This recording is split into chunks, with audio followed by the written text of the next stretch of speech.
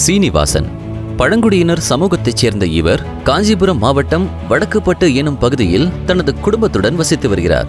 என் பேர் சீனிவாசன். என்னோட ஊர் காஞ்சிபுரம் மாவட்டம் குன்றத்தூர் வட்டம் வடக்குப்பட்டு கிராமம். முன்பாக ஒரு இடத்திற்கு வேலைக்கு சென்று வந்த இவர் சில காரணங்களால் மிகவும் சிரமத்திற்கு உள்ளானார். ஒரு அடிமைத்தனமாக தான் வாழ்க்கை வாழ்ந்துட்டு இருந்தேன். 20 வருஷமாக ஒரு இடத்துல ஒர்க் பண்ணிட்டு இருந்தேன்.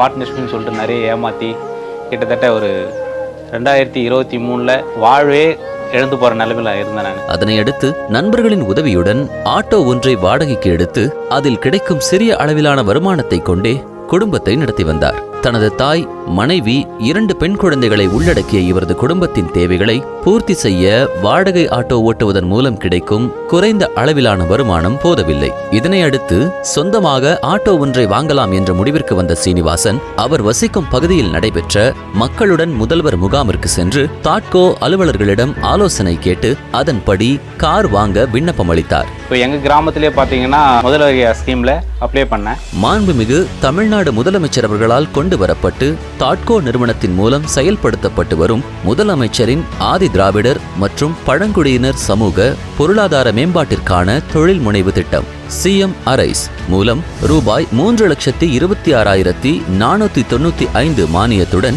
5,59,705 ரூபாய் கடனாக பெற்று தனக்கென சொந்தமாக கார் ஒன்றை வாங்கியுள்ளார். இந்த கார் வர்றதுக்கு முன்னாடி லைஃப் ரொம்ப ஸ்ட்ரகிளா போயிட்டு இருந்தது. இந்த தாட்கோ மூலியமா இந்த கார் வந்ததுக்கு அப்புறம் லைஃப் நல்லா இருக்கு, நல்ல முன்னேற்றம் கிடைச்சிருக்கு எங்களுக்கு. பிறரிடம் வாடகைக்கு ஆட்டோவை எடுத்து அதனை ஓட்டி சிறிய அளவிலேயே வருமானம் ஈட்டி வந்த சீனிவாசன் அவர்கள் தற்பொழுது தனது சொந்த காரை கொண்டு வாடகைக்கு ஓட்டுவதன் மூலம் முன்பை காட்டிலும் அதிக அளவில் வருமானம் ஈட்டி வருகிறார். இதுக்கு முன்னாடி பார்த்தீங்கன்னா மாதம் சம்பளம் தான் வாங்கிட்டேன்.